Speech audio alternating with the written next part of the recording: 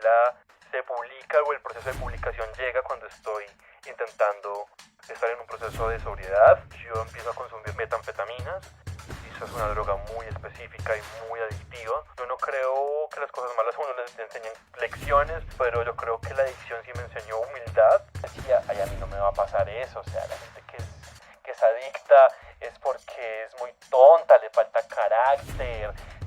Mi nombre es César Sarte y soy un adicto.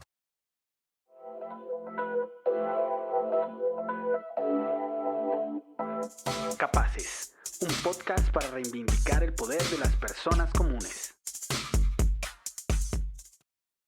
Hola a todos, bienvenidos a este nuevo episodio de Capaces.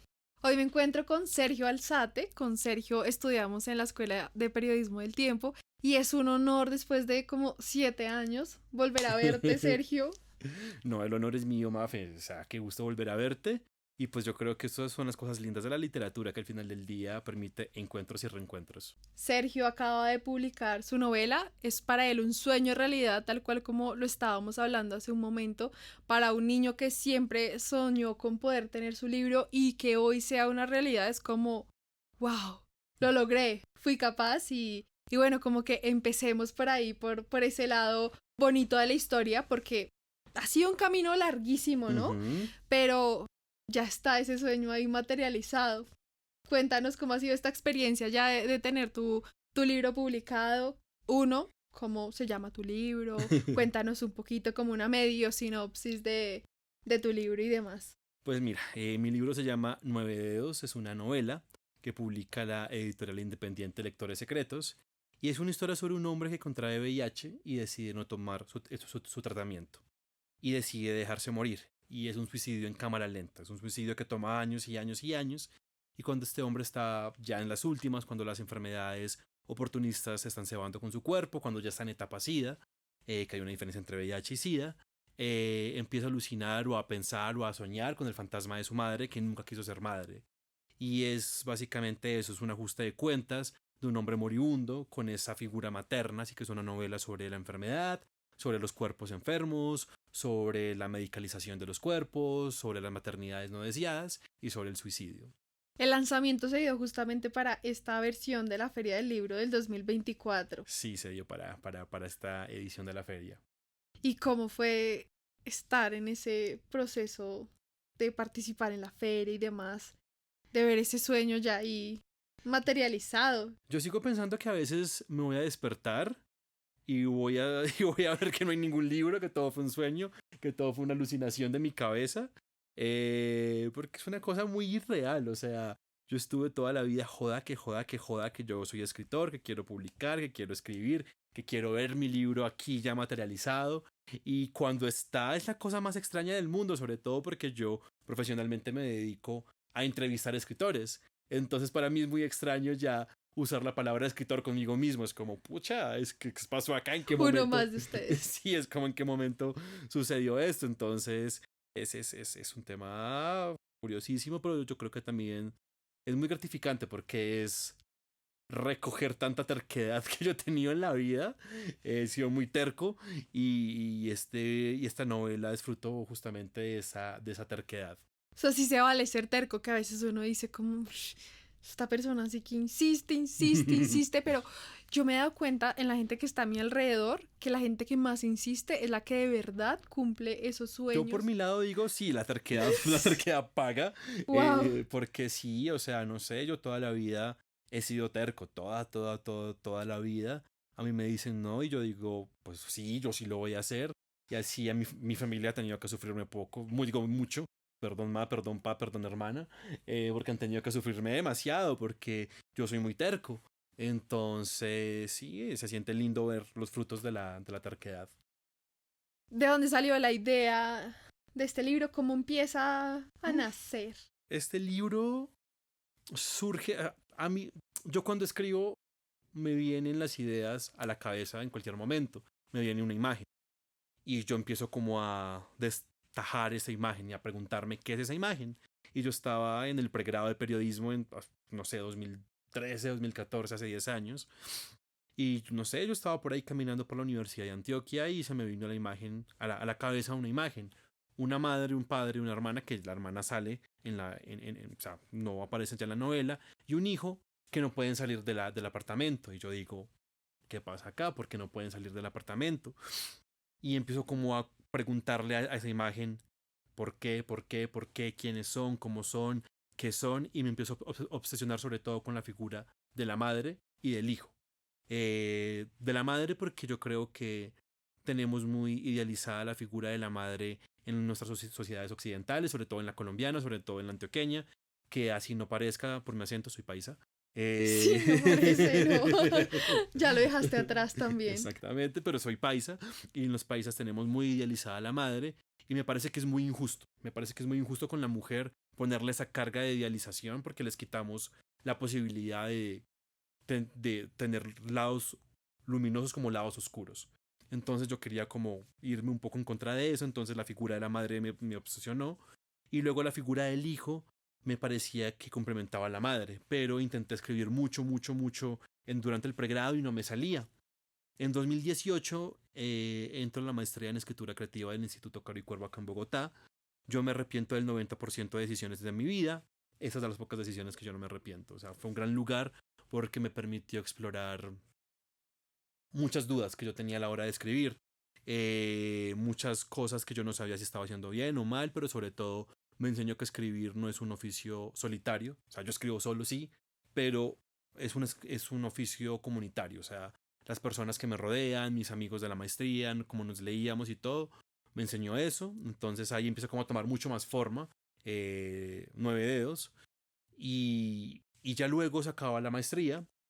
Tengo como un pedazo hecho.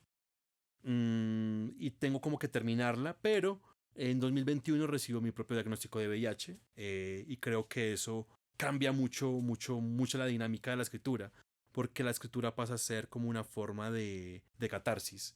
Yo no creo que la escritura salve la vida de nadie, para nada. Escribir no va a salvar vidas, o sea, si vos estás pasando hambre, si estás deprimido, si estás en muchas cosas, vas a seguir estándolo, aún así escribas. Sin embargo, todo lo que está alrededor de la escritura, que es como las personas que te rodean, las voces de apoyo, los libros que hacen parte como de tus afectos, todo esto que está alrededor de la escritura sí te ayuda. Entonces para mí escribir desde mi diagnóstico fue muy importante. O sea, esta no es una novela autobiográfica para nada. Sí, sería fuerte. Sí, sí, hay un spoiler y es el personaje se deja morir. No sé si al final se muere o no, pues eso lo tienen que leer. Pero yo sí me tomo mis medicamentos, pero sí me permitía hablar de cosas que me pasaban en ese momento. Y luego, en 2021, el mismo día en que Petro ganó la presidencia, el primer novio del que yo me enamoraba en mi vida, aparte pues era un tipo maltratador, o sea, me maltrató física, emocional, psicológicamente, me terminó justo el mismo día en que ganó Petro, me terminó, nada que ver con Petro, no fue culpa de Petro, tranquilos, pero entonces yo quedé en un estado de tusa muy impresionante, era mi primera tusa en la vida, y fue una semana en la que yo me afiebré escribiendo y escribiendo y escribiendo, vomitando toda la ira, toda la rabia que yo tenía, y en una semana terminé la novela. Entonces, grosso modo, así es como surge la idea y así es como se da el Pero proceso. tuvieron que pasar muchísimos años. O sea, desde que empezaste con una idea para que pudiera ver ni siquiera la luz. Porque, bueno, vio la luz de tengo el texto, pero faltaba toda la parte de distribución y demás, que aún así pasaron prácticamente como ¿cuántos años? Desde la idea hasta que se publicó, unos 10 años. Sí, o sea, digamos que hubo muchos intentos de escribirlo antes de la maestría. Ya la escritura desde la maestría hasta cuando la termino fueron 3 años. Y buscando una editorial fue como un año y medio. O sea, y la paciencia también, que uno a veces uno empieza algo y quiere verlo inmediatamente terminado y si no es así, pues bueno, ya no valió la pena. Pero es como, no, las cosas toman tiempo cuando en verdad las quieres, hay que probablemente queden un tiempito ahí a la deriva, pero se puedan volver a retomar. Yo estoy muy feliz justamente de que se haya publicado a la edad que tengo, 33 años. Yo estaba muy obsesionado, no sé, a los 19, 20, con que yo tenía que publicar antes de los 25. Y si yo no publicaba antes de los 25, yo decía, yo soy un fracaso, porque a uno el mundo le dice, tienes que ser un joven genio o nunca lo vas a hacer, nunca lo vas a romper. Y yo estaba muy obsesionado con eso, pero la vida me fue llevando poco a poco por el camino. Y yo agradezco no haber publicado antes de la edad que lo hice, porque al final del día siento que esta novela representa lo que yo soy, representa en lo que yo creo, representa mi punto de vista en el arte. En cambio, si yo hubiese intentado publicar esto antes de los 25, hubiese sido un desastre. Hablábamos ahora de que además este es un logro para Sergio niño, para Sí. ese Sergio que nació en un entorno bastante difícil y que probablemente tenía otras probabilidades para su vida y hoy tiene otras. Entonces hablemos de eso. Sí, yo nací y crecí en un barrio de Aranjuez de Medellín llamado Aranjuez. Algunos lo conocen por Alcolíricos o por el escritor antioqueño Gilmer Mesa, o porque fue el barrio donde surgió el grupo armado de Pablo Escobar. Ok. Entonces, bueno, ya barrio, tienes referencia. entonces, es un barrio bastante difícil, aunque la verdad, cuando a mí me preguntan si yo soy de Medellín, yo me siento más de Aranjuez que de Medellín. Es una cosa rarísima. Justamente esta semana lo hablaba con mi hermana. Si yo regreso a vivir a Medellín, me gustaría volver al barrio, porque Aranjuez tiene una cosa muy extraña que lo llama a uno. Pero entonces sí es un barrio donde pocas posibilidades, sobre todo porque es un barrio de clase baja a una media baja. Y eso significa que temas como lo que se llama alta cultura, literatura, teatro, cine, música clásica, todo eso no hace parte del mundo de nosotros. Eso es un privilegio de las clases medias y las clases altas y nosotros crecemos muy ajenos y temiéndole como a todos estos temas culturales. Mi mamá es empleada doméstica, mi papá es conductor de bus. En mi casa nunca entró un libro. El único libro que entró en mi casa fue Mi confesión de Carlos Castaño, recuerden soy paisa. Entonces fue el único libro que yo vi a mis padres leer con gusto, leer con ganas. Pero a los 8 años en el colegio nos regalaron, en esa cosa que no existe llamada el Día del Hombre, nos regalaron una edición pirata. Real. No existe, pero nos regalaron unos cuentos de Oscar Wilde muy piratas y yo me obsesioné con dos, El Ruiseñor y la Rosa y El Amigo Fiel. Y yo decía, pucha, si los libros son capaces de hacer esto, si este tipo, Oscar Wilde, que yo lo pronunciaba Oscar Wilde, a mis 8 años, es capaz de generarme esto, yo quiero ser capaz de hacer esto, porque hay una imagen muy impresionante y qué pena spoilear un libro de hace 150 años, pero es el ruiseñor clavándose la espina de una rosa en su corazón. Y a mí me gusta el drama, o sea, a mí me encanta el drama. Hay que aclararlo. O sea, me encanta el drama. Yo no creo que menos es más, yo creo que más es más.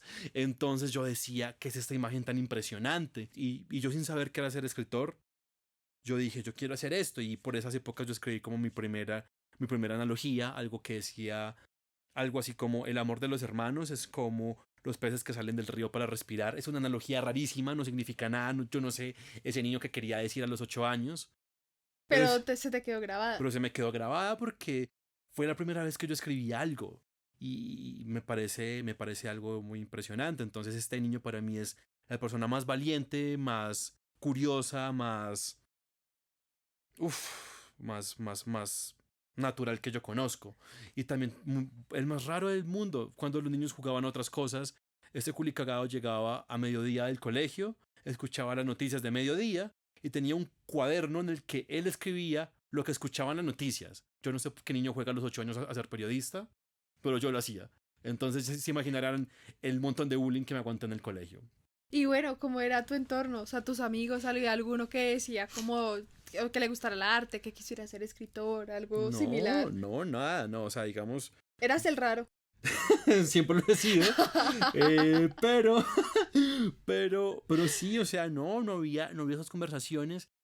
Y luego llega un poco la adolescencia, que es como esa etapa rara que todos vivimos, que intentamos saber quiénes somos y yo intenté como ocultar esta parte mía. Yo intenté ¿Por qué lo intentaste ocultar? ¿Qué pasó? bullying. Pasó algo llamado bullying. Me hicieron mucho bullying por ser tan ñoño. Y yo intenté, y esto sonará muy engreído de mi parte, estupidizarme a mí mismo. Intenté como ocultar que yo era un poco inteligente o que tenía ciertas sensibilidades o que tenía como ciertas inclinaciones artísticas. Y yo mismo me obligaba a perder materias en el colegio para que los otros me vieran como que era ¿Cool? medianamente cool. Eh, pero las recuperaba todas en la última semana del año, las recuperaba fácilmente. Entonces ahí empezó como a perderse un poco ese niño que yo fui. Pero yo no tenía a alguien a quien emular. Yo no sabía nada de escritores, yo no sabía qué estudiar para ser escritor, aunque no hay que estudiar para ser escritor. Yo no sabía, uno, cómo seguía esa carrera, pero yo empecé a obsesionarme con esa idea. Y a los 19 20 años, yo empiezo como a buscar la manera de hacerlo. Y ahí es cuando yo decido estudiar periodismo, porque yo empiezo a leer a los 19 20 años, ya empiezo como a ir a las bibliotecas y a buscar libros sin saber nada. Yo cogía libros al azar y yo veía, hey, muchos escritores son periodistas, muchos periodistas son escritores, aquí debe haber algo y me metí a estudiar periodismo. Bueno, entonces, ya a la hora de tener este libro ya en tus manos, me comentabas que además de la tusa que tuviste, que fue un aliciente para poder sacarlo, fue también el tema de tu sobriedad. Tuviste un problema con las drogas y en ese momento de sobriedad lograste también como ese impulso para sacar el libro. Pues lo primero, estoy pensando en escribir mi segunda novela, entonces si alguien quiere romperme el corazón para ayudarme a terminar a escribir, aquí estoy.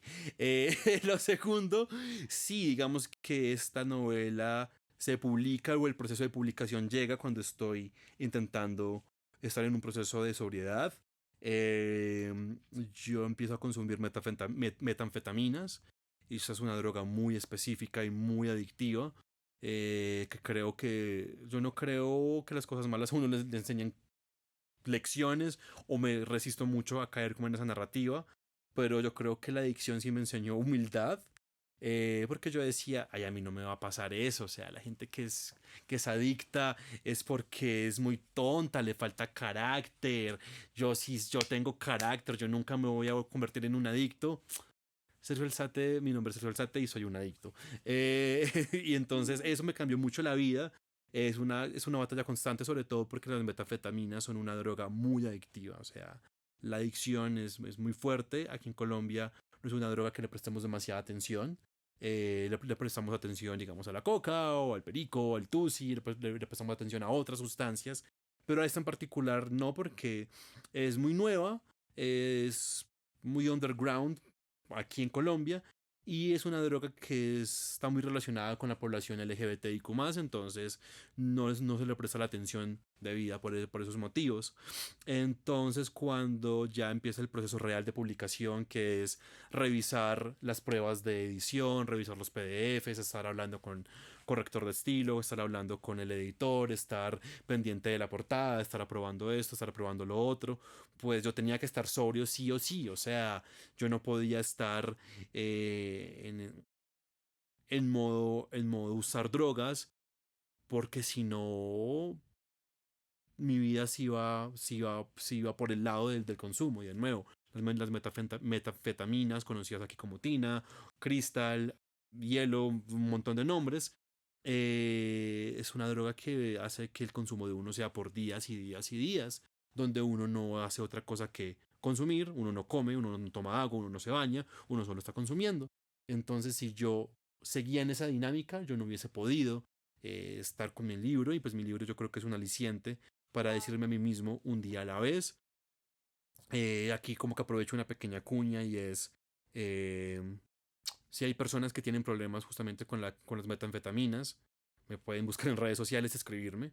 Existen grupos de apoyo, Crystal Meth Anónimos, Narcóticos Anónimos, donde pues realmente la conversación es un día a la vez y donde somos adictos ayudando a otros adictos, donde somos personas que pasamos por esta experiencia de vida y nos ayudamos entre nosotros, nos ayudamos y nos entendemos desde las peores cosas que hemos podido hacer, hasta que la recaída hace parte del proceso, hasta que es posible vivir una vida tranquila, feliz y sobria, sin necesidad de drogas. Entonces eso es una cuña que meto ahí que me parece muy importante. Gracias. Me pueden buscar en redes sociales, Sergio Alzate.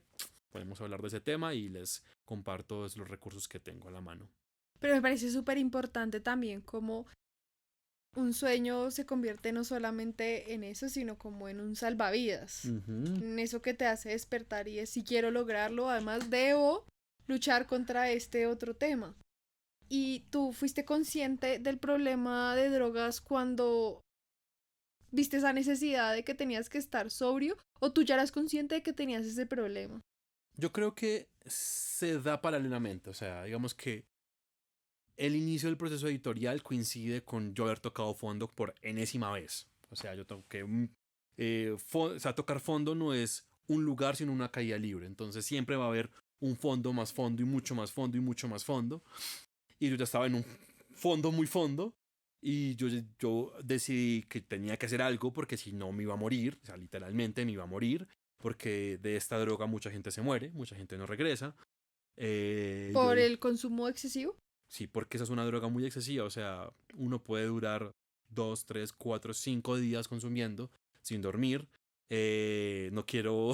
Si alguien no sabe, uno que empieza a ver y a escuchar 3 días, 4 días sin dormir y solamente consumiendo y sin comer y sin tomar agua, déjenme decirle que no es muy lindo lo que uno ve y escucha.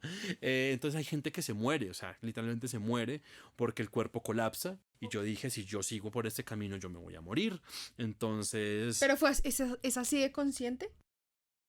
Es así de terrible el fondo que uno toca. O sea, yo verme 4 días sin bañarme, sin comer, sin dormir, sin tomar agua. Pero yo estaba esquelético, mintiéndole a todo el mundo a mi alrededor. Mis gatos estaban totalmente abandonados por mí. Yo decía, pucha, ¿qué estoy haciendo con mi vida? Porque yo pasé mucho tiempo en negación. Yo decía, no, yo no soy un adicto, yo soy una persona que tiene un, un pequeño problema de consumo. Y esa es la mentira que uno mismo como adicto se dice, porque los adictos somos buenos para engañar a los demás, pero también para engañarnos a nosotros mismos. Entonces, fue un día de patetismo, de verme en que me había gastado el sueldo de un mes, los primeros 5 días del mes, en esta droga que aparte es carísima. Verme que ya no tenía para comer, que no tenía para pagar arriendo, que mi vida estaba hecha un caos. Yo dije, puta, yo tengo que tomar decisiones urgentes o me muero o voy a quedar en la calle. ¿Y la gente que estaba a tu alrededor te decía algo o es muy difícil igual como escuchar Es muy esos puntos difícil. externos? Es muy difícil con la metanfetamina. Lo que sucede es una droga que hace que el adicto sea muy bueno engañando a los demás.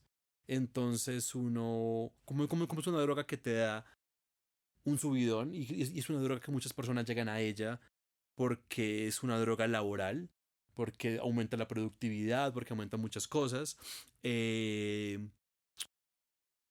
Uno en apariencia puede ser muy productivo hasta cierto punto, pero ya después esa productividad se va desmoronando todo. Y yo ya estaba en esa etapa de desmoronarme, pero aún así nadie sabía porque yo trabajando en casa, mi familia vive en otra ciudad, entonces como que era muy fácil para mí engañar a los demás y tuve que darme cuenta yo mismo, o sea, y darme los totazos porque yo ya en Crystal Meth Anonymous o en Narcóticos Anónimos también lo dicen, solamente hay 3 opciones cuando la adicción se agrava y son las cárceles, los hospitales o la muerte. Y yo decía, puta, yo solo veo la opción de un hospital o la muerte porque yo me voy a morir. O sea, es una droga muy insidiosa porque tú piensas, yo sé que yo me voy a morir por culpa de esta droga y no me importa. Y voy a seguir consumiéndola y voy a seguir fumándola. Pues yo la fumo, a otras personas se la inyectan. Yo nunca llegué al grado de inyectármela, no me... ¿Es más grave cuando te la inyectas? ¿Más adictivo? Es más adictivo, el rush tengo entendido que es mucho más fuerte. Yo solo la fumé y aún así fumada es una cosa, o sea, yo soy muy pro que cada persona haga con su cuerpo lo que quiera, pero si les ofrecen metanfetaminas, digan no. O sea, es la única droga que yo digo, digan no. Por el amor de Dios, no den por, o sea, no intenten probarla. Cuando, Eh, ¿Se cree luego que es cero, o sea, que es inofensiva? mm, no.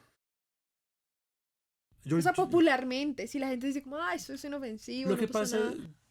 puede pasar lo que uno muchas veces cae en la trampa de probemos una vez, que es lo peor que puede pasar. Yo ya había probado otras ¿Y fue cosas. así?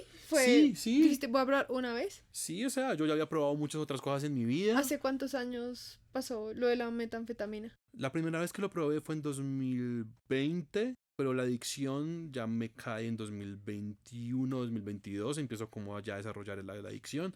Yo había probado antes otras cosas, igual yo llegué tarde a las drogas, como a los 29 años. Yo antes nunca había metido nada, había probado otras cosas y yo ¿Por la dije, fiesta llegaste? por la pandemia. Ah, La pandemia, estaba solo en casa, aburrido, y yo dije, pues experimentemos. Y probé y empecé como a o sea, ¿y probar fue cosas. solo, en soledad? ¿No fue ni siquiera como... ¿Fue en soledad o con amigos muy íntimos? Las drogas para mí han sido como un espacio muy íntimo, no han sido de fiestas. Es más, cuando yo consumía y por algún motivo eran fiestas, me sentía incómodo. Porque es mucha gente a mi alrededor. Para mí las drogas han sido como una experiencia más íntima. Pero Eh, fueron personas diciéndote, oye, prueba, o fue más iniciativa tuya? un poco de esto, un poco de aquello.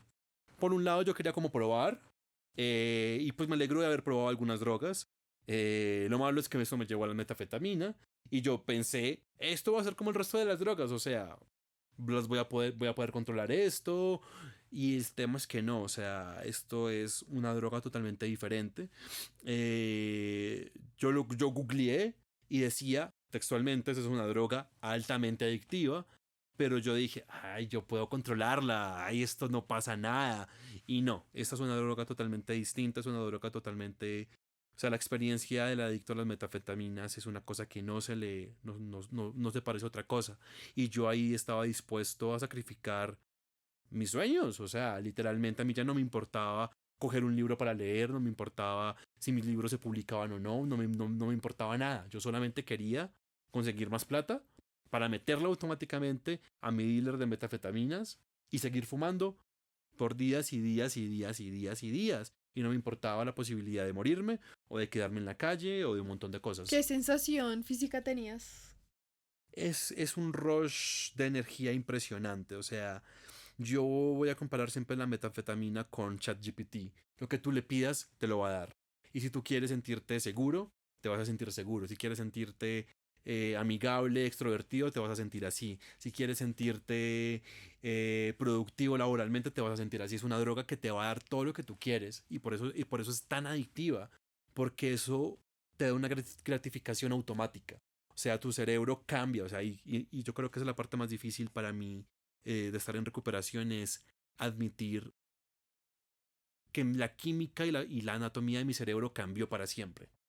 Porque mi cerebro ya químicamente se atrofió en ciertos puntos y digamos que para volver a ser un cerebro, entre comillas, normal, pueden pasar 18 o 24 meses antes de que mi cerebro vuelva a sus niveles químicos normales, porque esto es una cosa en la que tu cerebro quiere una gratificación ya y la metanfetamina te las da automáticamente. O sea, es lo que realmente me asusta de esta droga.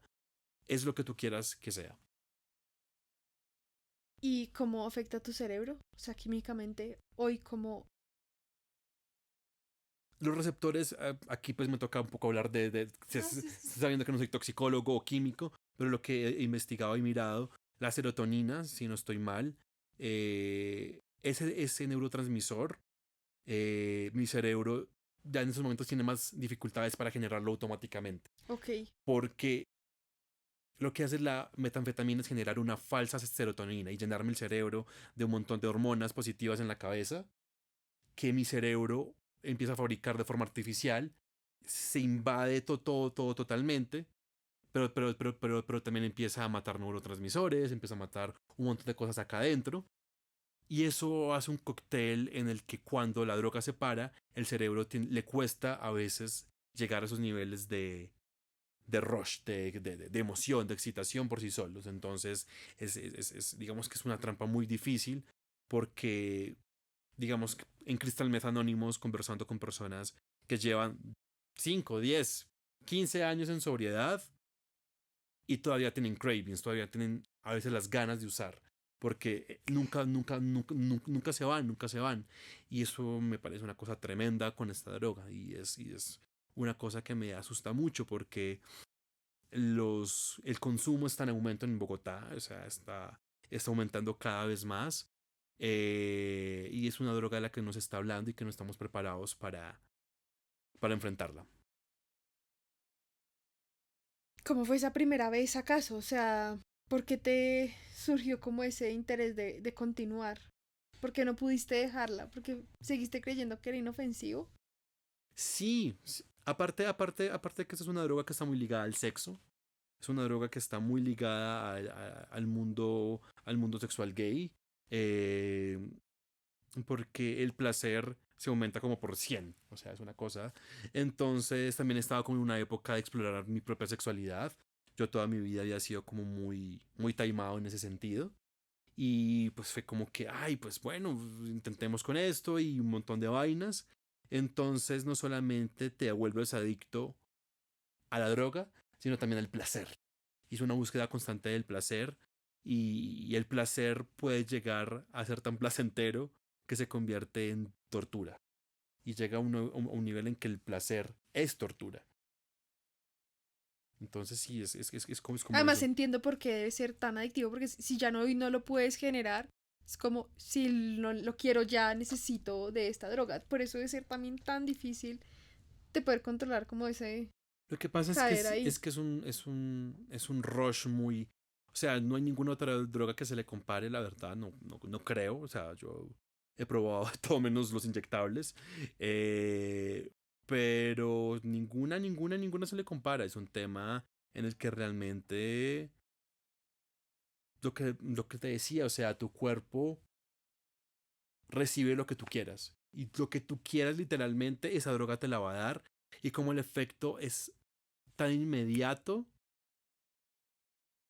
uno se engancha mucho, pero lo que pasa también es que químicamente cada vez uno va a necesitar más y más y más y más y más dosis. Entonces yo antes me fumaba en una noche un cuarto y ya con eso yo tenía para toda la noche y luego ya el cuarto no era suficiente, tenía que fumarme un medio y ya tenía luego que fumarme un gramo y luego tenía que fumarme un gramo y medio. Entonces es algo que siempre te está pidiendo y te está pidiendo más y más y más y más. Y ahora que ya tienes tu libro publicado, dices que tienes tu segunda novela en camino, pero ya tienes uno. ¿Cómo has hecho para entonces decir como necesito seguir sobrio, poder continuar ese proceso? ¿Qué te ha ayudado? ¿En qué cosas te has apoyado? Es difícil, es difícil.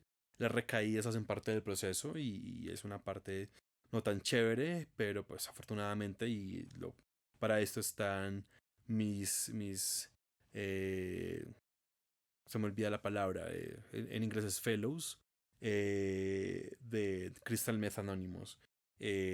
Lastimosamente, como esa es una droga que está más extendida en Estados Unidos, Canadá y Europa, eh, digamos que aquí en Colombia no hay como esos grupos de apoyo, pero pues afortunadamente aprendí a hablar un inglés muy bachacado, entonces puedo asistir virtualmente a estas reuniones. Es solo en inglés. Hay algunas en español, pero también son de personas que están en Estados Unidos. Okay. Yo he pensado que la necesidad que se cree una en Latinoamérica en español. En México la situación está terrorífica. O sea, aquí en Bogotá está mal, en México está 10 veces peor. Pero yo me apoyaba en estos grupos de apoyo. Y yo todos los días a las 6:45 de la mañana estoy conectado a mi reunión diaria. Yo asisto mínimo una. Intento asistir diario a dos. Y son personas con las que podemos hablar de esta experiencia en común. Porque, de nuevo, esta es una droga muy específica. Y la manera en que te afecta solamente la va a entender otro adicto a las metanfetaminas. Entonces, para mí eso ha sido fundamental. Ha sido fundamental también hablar con mi hermana abiertamente de este tema. Mi hermana en su momento sabe pues que yo soy adicto, entonces digamos que tener su apoyo. Mis 2 gatos, que ya ahora son 3, también me ayudan También lo mucho. saben. También lo saben, también lo saben. Digamos que es un aliciente muy grande para mí, porque si yo recaigo, mis gatos no van a tener la comodidad que tienen todo siempre, porque no les voy a limpiar a tiempo sus areneros, no les voy a servir con amor la comida, no voy a jugar con ellos, no voy a mimarlos. En uno de los puntos más bajos que yo estuve, realmente fueron mis gatos los que me salvaron, mis 2 gatos mayores fueron los que me salvaron, porque yo estaba encerrado en el cuarto, llevaba 3, 4 días encerrado, fumando, sin comer, sin tomar agua, y empezaron a golpear sus cuerpos contra la puerta del cuarto, y hasta que no les abrí y no me acosté con ellos, no se quedaron tranquilos y me obligaron a acostarme. Y yo ese día descansé porque mis gatos me obligaron. Entonces también mis gatos son un aliciente para esto. Y nada, yo creo que el niño de 8 años que yo fui, tengo fotos mías pegadas al frente de mi cama para recordarme eso. Es un aliciente muy grande porque yo quisiera. Obviamente eso es imposible y obviamente el niño de 8 años soy yo mismo. Eh, no crean que se me fue el cerebro, yo sé que no es que no. O sea, Solo se modificó. o sea, solamente estoy hablando en tercera persona por un recurso literario. Este niño de 8 años que yo fui, yo quisiera poder mirarlo a los ojos y que él se sintiera orgulloso de lo que se convirtió. Y yo quisiera poder decirle, mira, esto es en lo que nos convertimos y poder mirarlo a los ojos sin vergüenza y sin pena. Entonces yo creo que eso es una cosa que al final del día me la debo a mí mismo. Al final del día es, de nuevo, recordar que la persona que yo más admiro es ese niño de 8 años que yo fui y que yo quiero recuperarlo, como esa capacidad de asombro por el mundo, esa valentía que ese niño tenía. Entonces para mí eso es un aliciente impresionante y pues nada, seguir con mi carrera, porque apenas empecé, o sea, esta es mi primera novela, y ya tengo planes de escribir la segunda, entonces tengo que estar sobrio para poder hacerlo, tengo que estar vivo, tengo que tener una casa en la que poder escribir. ¿Qué hace falta luego para que recuperes o puedas hablar con ese niño de 8 años, tal como está ahorita, sin vergüenza? eh, Poder decirle, mira, acá está lo que tanto anhelabas, que hace falta, ya tienes un libro ahora, ¿qué crees más que hace falta? Yo creo que es ser yo mismo sin penas ni vergüenzas. Este niño le enseñaron que ser él estaba mal porque era muy ñoño, porque era muy rarito, porque era extrovertido de una manera extraña. Y yo intenté como ocultar todas esas partes de mí. Y lo que yo quiero hoy en día es recuperar todo eso de mí. Y yo creo que cuando yo pueda volver a hacer todo lo que yo disfrutaba sin vergüenzas, sin pena, sin miedo al que dirán, habré recuperado a ese niño. De una u otra forma, la adicción, y esto pues lo comparto con mis fellows, es una manera de uno intentar enmascarar que uno no sabe uno quién es. Es una forma de uno intentar... qué pena, una alarma. Es una forma de uno intentar buscar ponerse otra máscara encima. Y lo que yo quiero es quitarme todas las máscaras que yo he creado durante toda la vida y volver a encontrarme conmigo mismo. Yo estoy haciendo las paces con que yo soy raro, sí, yo soy raro, yo soy ñoño, sí, yo soy ñoño, yo soy a veces entrador de una manera particular, sí, culebrero, sí. O sea, estoy como que haciendo las paces con todas esas cosas que me dijeron toda la vida que estaba mal conmigo. Entonces sí es eso. Yo creo que cuando ese niño pueda ser lo que siempre quiso ser, que era ser libre, poder mirarlo a los ojos. Y va bien ese proceso, porque ahora que te decía, yo no recuerdo que tú fueras así, yo me acuerdo cuando estudiábamos que eras un Sergio cerrado, que más bien de pocos amigos, metido en sus letras, muy talentoso obviamente, pero muy en su mundo, más bien cerrado. Y ahorita verte como tan hablador, yo dije, ¿en serio? Él era así, no me acuerdo, y yo como, sí, cambié. Sí, eso es una cosa que me alegra que lo notes. Eh, Porque yo creo que también tiene que ver mucho con que se nos ha dicho que el escritor es esta persona súper seria, y que se toma a sí mismo muy en serio, y que es esta persona que solamente piensa en cosas intelectuales. Está como un poquito por encima de los otros. Exactamente, y yo creo que me puse ese traje también. Entonces, a todas esas máscaras que tenía que ponerme, me puse esta máscara del escritor, súper escritor. Y no, al final del día yo no quiero ser ese escritor que se toma a sí mismo en serio, sobre todo porque a mí me encantan las películas malas de terror, a mí me encanta, no sé, ver RuPaul Drag Race, me encanta el reggaetón, me encanta muchas vainas banales, porque yo creo que solamente se puede hacer arte si se disfruta también lo que no es el arte, y se disfruta de verdad. Eh, yo tengo un conocido que él se precia de solamente leer obras maestras de la literatura, y él solamente lee a quienes escriben obras maestras, y yo le pregunto, pero si solo lees obras maestras, ¿cómo sabes que es una obra maestra? Si todo es una obra maestra para ti, nada es una obra maestra. Uf, me parece súper importante. Entonces uno tiene que tener como esa capacidad de ver, leer cosas que uno quizá no le gustan, para saber qué es lo que a uno sí le gusta. Y también encontrar en esas cosas que a uno no le gustan cierto gusto. A mí me encantan las películas malas de terror.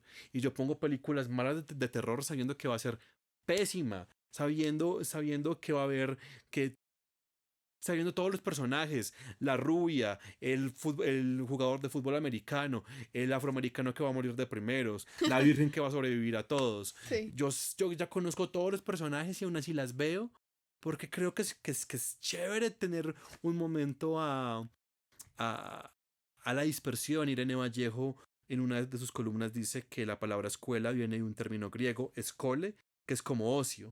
Entonces ella hace como esta relación en que uno debería aprender divirtiéndose o a través del ocio. Y yo creo que en estos últimos años he hecho eso mi norte. O sea, yo voy a escribir cuando yo tenga ganas de escribir.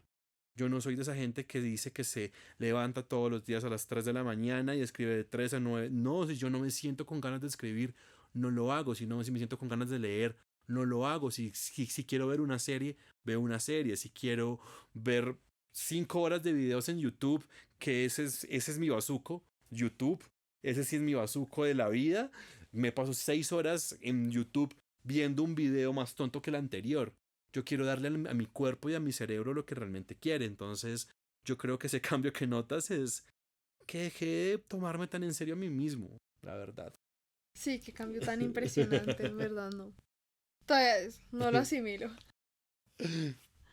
Pero bueno, o sea, en verdad me parece muy chévere ver todo ese crecimiento que has tenido, no solamente, digamos, como en personalidad de que hoy seas más abierto y demás, porque igual si fuera cerrado no tiene nada de malo, pero también es ver cómo todas las situaciones que has tenido que ir afrontando han ido esculpiendo a ese Sergio que eres hoy, que han logrado que hayas sacado tu libro, más todas las otras adversidades que has tenido que afrontar. No, pues, a ver, yo sigo siendo introvertido en ciertos sentidos, en ciertos momentos. Por ejemplo, si me ponen a trabajar en una oficina, soy la persona más introvertida del mundo. No me gusta almorzar acompañado, pues es una... Pero sí he encontrado formas de abrirme a los demás.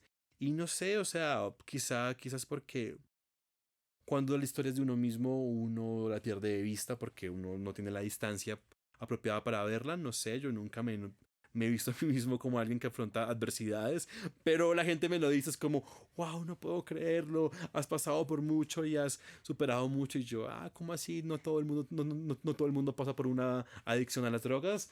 Perdón, es como que para mí se volvió como muy natural el tener que ser terco. Ahorita lo hablábamos. Y yo creo que la terquedad es eso, que a pesar de lo que la vida me ponga enfrente, yo sigo intentándolo una y mil veces. Y si me caigo mil, pues me levanto mil y una, y ahí sigo jodiéndole la vida a los demás, que eso sí soy bueno para joder la vida. Oye, ahora que lo dices, ¿qué tanto tienen tus personajes de ti? O sea, ¿qué tanto les inyectas? Ah, Intento que poco. Y es una... O sea, puede ser que, por ejemplo, el personaje de Nueve Dedos sea una versión excesiva tuya. O sea, como lleva un Sergio llevado. Probablemente es... A mí me gusta el maximalismo y probablemente lo que hice fue llevarme como al máximo del máximo. Igual todos los escritores escribimos siempre de lo que conocemos y de lo que sabemos. Podemos estar hablando de los hábitos de apareamiento de la beluga albina y uno va a escribir sobre uno mismo. O sea, es inevitable porque uno como artista al final del día solo puede hablar del mundo que conoce. Ahora, yo creo que me preocupa un poco más que la gente, que los demás se vean allí a sí mismos, porque es como... Uf, ¿en es- qué tienes que estar? es- Hace poco yo entrevistaba a una escritora italiana y ella decía algo que la verdad me lo voy a robar para mí, perdón Verónica Raimo, y es, la gente se ofende más cuando no escribes sobre ellos, porque empiezan a reclamarte, oiga, ¿y yo dónde estoy? Ajá. Por ejemplo, en esta novela que escribí, Nueve Dedos, pues hay un padre, tengo un padre, tengo una madre, pero yo tengo una hermana que no aparece en la novela. Porque Por no hay, suerte, sí. porque no es mi familia, o sea, esta no es mi familia. Y yo sé que si mi hermana llega a leer la novela me va a decir, oiga, careculo, ¿y yo dónde estoy? ¿Por qué no me escribió? Y yo, pero porque esta no es nuestra familia. Y yo sé que ella me va a hacer el reclamo de por qué no aparezco ahí. Y yo, pero ¿por qué no? Esta no es mi familia. Entonces al final del día esa preocupación que tengo de mi familia va a pensar que escribí sobre ellos, que en parte No, sí, pues si tu mamá piensa que escribiste es sobre ella, sí, tal cual. igual yo sé que mi mamá va a pensar que escribí, que esa mamá del libro es ella y es como, ma, no eres tú. Pero Pero yo creo que en un momento uno sí cree que esa mamá es la mamá de todos, cuando es una mamá que se pone brava, o sea, pero brava, histérica, es como, uy, esa pudo ser mi mamá en ese momento, sí. pues yo creo que nada asusta más que ver a la mamá de una histérica. Entonces, es una novela de terror, recuerden. Entonces sí, pero sí, yo digamos que me preocupa un poco más ese lado de que los demás se vean en la novela, así sea ficción. Esto es una novela completamente de ficción. A mí me cuesta mucho escribir sobre mí mismo, me cuesta demasiado. Quizá es porque soy periodista y estoy acostumbrado a escribir sobre los demás y porque en la formación me han dicho la vida de los demás es más importante que la tuya, incluso cuando se me van cosas en la ficción que pueden ser mías. Yo escribí una vez un cuento llamado Panamá, que es sobre un niño que cree que Panamá hace parte de Colombia hasta cuando tiene 11 12 años. Spoiler, ese niño soy yo. Yo hasta los 11 12 años pensé que Panamá era parte de Colombia, porque en primaria me ponían bien cuando yo dibujaba Colombia con Panamá. Pero es de los pocos cuentos o cosas que yo he escrito autobiográficas, porque no me siento muy cómodo. La próxima novela que yo quisiera escribir, tengo dos opciones que estoy viendo, si las junto o las hago por separado. Una es un triángulo amoroso de decepción y la otra es una novela sobre la adicción justamente. Y la que sobre la adicción me genera muchas dudas porque no sé qué tanto volcar de mí mismo en ella. Porque no estoy acostumbrado a escribir sobre mí. Hay algo llamado autoficción, literatura del yo, y es muy popular hoy en día en el mercado editorial. Es como lo que lleva de moda hace 10 años, y es los escritores escribiendo sobre sus vidas, sobre sus experiencias en primera persona. Y yo no me siento cómodo haciendo eso. O sea, yo intento como poner algo en primera persona mía, donde, Sí, donde yo digo, yo, Sergio Alzate, estoy viviendo esto. literal, como que te desnudas ahí. No soy capaz, no Que soy ese capaz. personaje Nueve Dedos se desnuda ahí ante el que lo está leyendo. Entonces sí, debe ser bastante difícil como exponerte de esa Pero manera. afortunadamente ese hombre de Sí. 9 dedos que me parece despreciable, yo quería ser un personaje despreciable, pues no soy yo, no tiene nombre, cualquier persona puede poner ahí a quien quiera, si un ex le dañó la vida como a mí, ponga a su ex en ese personaje que es un horror y listo. Pero entonces Yo- en esta próxima posible novela, sobre la que es sobre adicción, me cuesta porque tengo que buscar la forma de escribirla desde cierta distancia, porque no me siento cómodo poniéndome a mí mismo allí. Oye, Sergi, sin que esas cosas no serías el Sergio que eres y las cosas que has hecho. Uf, pregunta difícil. ¿Sin qué cosas? Porque tú podrías decir, si yo no hubiera nacido en tal lugar, hubiera pasado esto. Si yo no hubiera tenido esta adicción a las drogas, no sé, no hubiera pasado esto. Si no hubiera tenido X enfermedad, no hubiera pasado esto. Pero a Sino la que final todo eso te ha impulsado un poquito como a hacer lo que has tenido que hacer.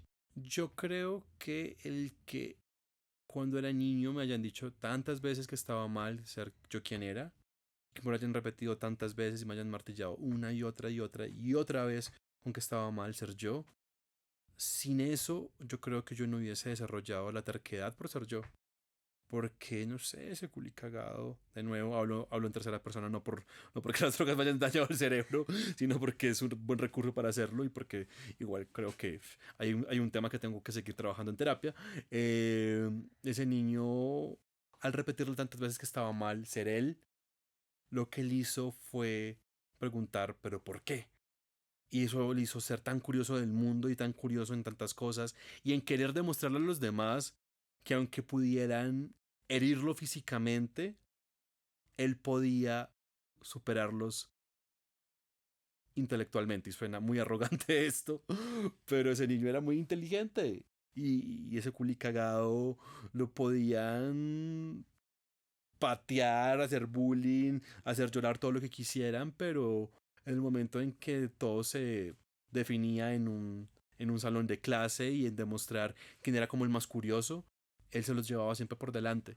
Y eso me dio, creo que unas herramientas necesarias para decir, oigan, la curiosidad vale la pena.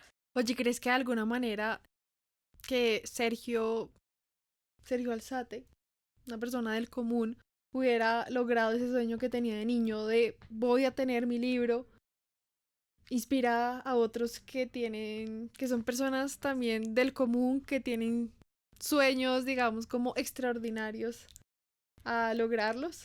Pues no sé si los inspire, pero lo que yo sí quisiera que supieran es algo. Uno cree que los escritores, y solamente puedo hablar de lo que yo hago, son estos seres que son inspirados por una musa mágica y que son seres que están por encima de los demás, y eso es una mentira. Cualquiera puede escribir, cualquiera. O sea, escribir es un oficio y los oficios únicamente se hacen en la medida en que uno los practica, en la medida en que uno se cree el cuento. O sea, yo creo que uno tiene que ser un poco de Lulu, uno tiene que estar un poco engañarse a sí mismo y decir yo puedo hacer esto y creerse el cuento. O sea, de nuevo, yo vengo de un barrio pobre, yo vengo de un barrio en el que no se nos enseña que nosotros tenemos algo para decir, pero es un barrio que curiosamente ha Ha dado, dado mucho para sí. apartando el brazo armado de Pablo Escobar, tiene alcolíricos que me parecen unos putos genios y para mí son los mejores narradores de mi barrio. O sea, alcolíricos, ya con eso Aranjuez pasó a la posteridad, pero también tiene a Gilmer Mesa, que es un gran escritor paisa, tiene a César Alzate, y pues digamos que ya también tiene a Sergio Alzate. A, Entonces, a César, César Alzate, César y Sergio. Pero no somos familia. Fue profesor mío en la universidad, eso sí, pero no somos familia. Pero por algún motivo, ese barrio, a pesar de todas las adversidades, ha dado narradores, a narradores del barrio, ha dado narradores de las realidades que vivimos. Y estoy seguro que habría muchísimos más si se nos enseñara que tenemos algo para decir. Yo hace poco entrevisté a Gilmer Mesa y me siento muy emocionado por haberlo entrevistado, porque hablábamos del barrio, o sea, hablábamos de Aranjuez, porque su última novela se llama justamente Aranjuez. Y yo le decía, es que yo reconozco lo que cuentas, yo reconozco estas calles, yo reconozco los personajes. Y me parece muy gratificante saber que estas historias que nos contaron toda la vida, que no merecían ser contadas, que las estemos contando. Entonces, para mí, yo creo que si inspira a alguien, es que sea eso, que cuente su historia, que la escriba, que se la crea, que la escriba una y mil veces, porque, o sea, no es escribir por escribir, es hacerlo bien. Y modestia aparte, yo lo hago bien, qué pena ser tan engreído, pero el tema es ese, o sea, es sentarse una y mil veces y escribirlo. O sea, Yo odio todo lo que escribo después de que lo escribo, pero al final del día sé que hace parte de un oficio. Y un oficio en el que yo me he dejado muchos años. Entonces, si alguien quiere hacerlo, que se arriesgue y que no le crea al mundo cuando le dice que eso no es para uno, que eso es para, que eso es para los ricos, que yo muchas veces escuché eso, ¿no? Es que eso, para que lee, para que escriba, eso es para los ricos, no le crean eso. Al contrario, las personas que no nacemos en esos contextos somos quienes deberíamos escribir mucho más y deberíamos hacerlo con más rebeldía y deberíamos hacerlo con más gozo, con más rabia y con más ímpetu. Sergi, yo rescato mucho de todo lo que hemos hablado en esta conversación, pero principalmente la intensidad.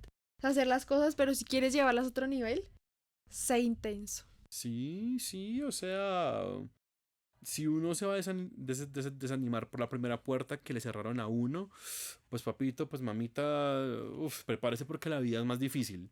O sea, la vida es más jodida, la vida no es tan linda como uno se la pintan, o sea, esa cosa que uno le dijeron en el colegio de que uno era el futuro de Colombia, eso es mentira, uno no es el futuro de Colombia, yo ya soy el presente y digo, por qué dejaron Colombia en las manos de alguien como yo? ¿Por qué?